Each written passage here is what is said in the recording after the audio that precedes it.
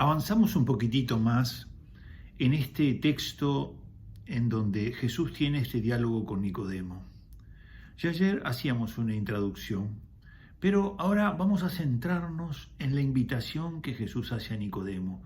Recordemos, Nicodemo ha ido hasta allí atraído porque se ha hablado mucho de los milagros de Jesús.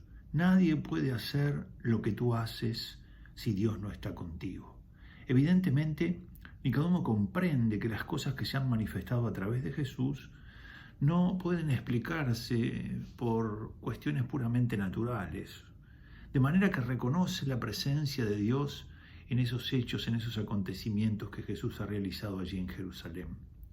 Pero inmediatamente uno se pregunta cuál es la palabra que aparece de modo permanente en el texto y es como el núcleo, es decir, la invitación que Jesús hace a Nicodemo. La palabra que se repite es la palabra nacimiento. Y la invitación que hará Jesús a Nicodemo es justamente aquella por la que le dice tienes que nacer de nuevo.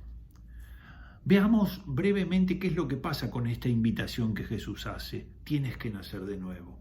Lo primero que evidentemente aparece es que Nicodemo no comprende y pone una imposibilidad. San Juan dice que, diríamos, no entiende el cómo, porque le va a decir que acaso puede nacer de nuevo siendo un hombre anciano, es decir, ¿cómo puede nacer? Dice, ¿cómo puede nacer uno que es anciano? ¿Cómo puede nacer de nuevo? De manera que Nicodemo ha entendido materialmente su nacimiento, como si el nuevo nacimiento que Jesús le propone tuviera que ver con volver al vientre de su madre. Evidentemente que Jesús allí también podía haberse detenido y haberle dicho a Nicodemo, mirá, de este nuevo nacimiento que te hablo es simbólico.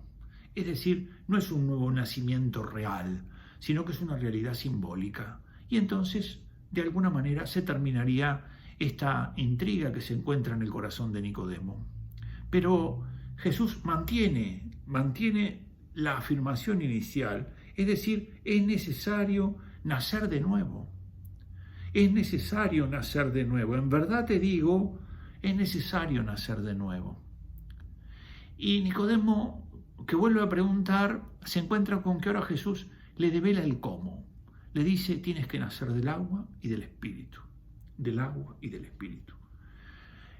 La Iglesia ha visto siempre en este texto de Nicodemo el núcleo de la enseñanza sobre el bautismo. ¿Qué es el bautismo? Un nuevo nacimiento. Pero nacemos del orden natural, no. ¿Volvemos al vientre de nuestras madres? No, de ninguna manera. Pero nacemos de nuevo, el Señor dice que sí, que nacemos de nuevo. ¿Y cómo es este nacimiento? Se da a través de una realidad visible, en el caso de los bautismos el agua, y de una realidad invisible, es decir, la acción del Espíritu Santo. Tienes que nacer del agua y del Espíritu.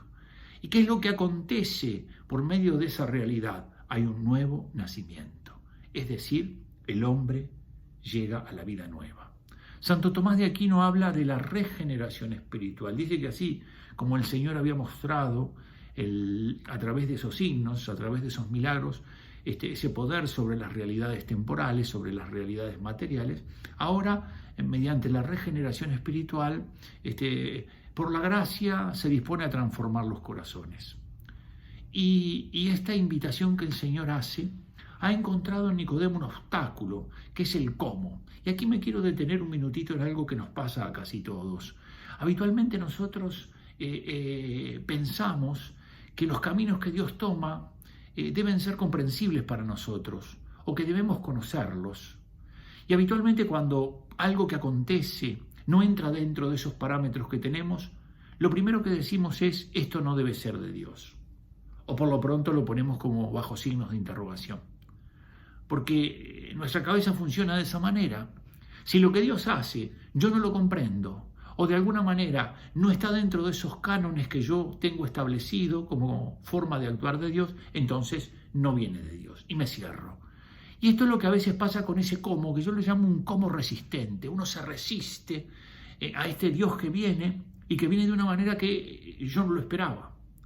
Y que en lugar de pensar, bien, Dios puede, si quiere, tomar por un camino distinto del que yo conozco, No, por el contrario, yo me cierro y comienzo a poner obstáculos. No, no debe ser por esto, por aquello, por lo otro.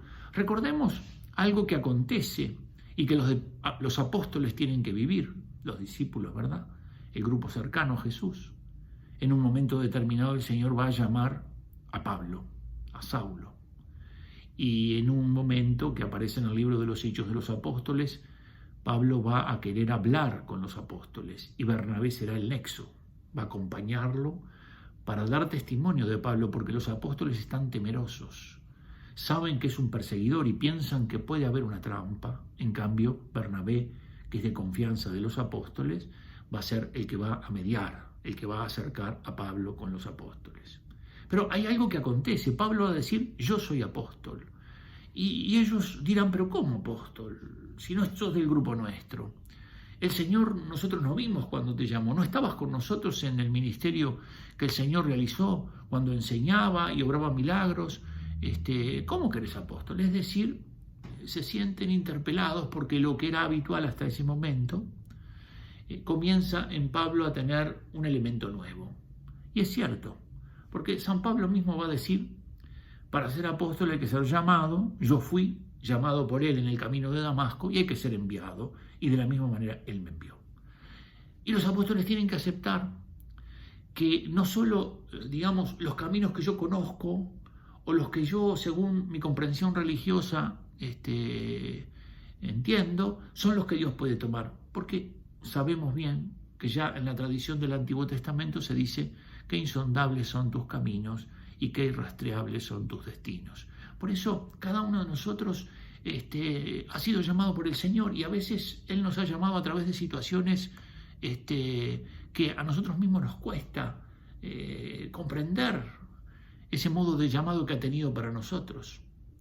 Pero lo cierto es que todos hemos sido invitados a nacer de nuevo. Claro, tal vez te bautizaron siendo chico. Tal vez ese bautismo tuyo está en ti como una semilla que no ha dado fruto, como en tantos bautizados.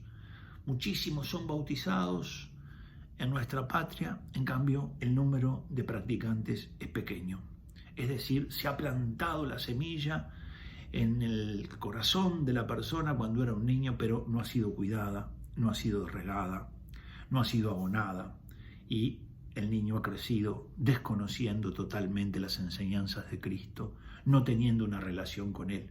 Y a veces cuando después de crecer quiere conocerlo, evidentemente que no es tan fácil porque la sociedad en la que vivimos lo oculta o lo deja de lado.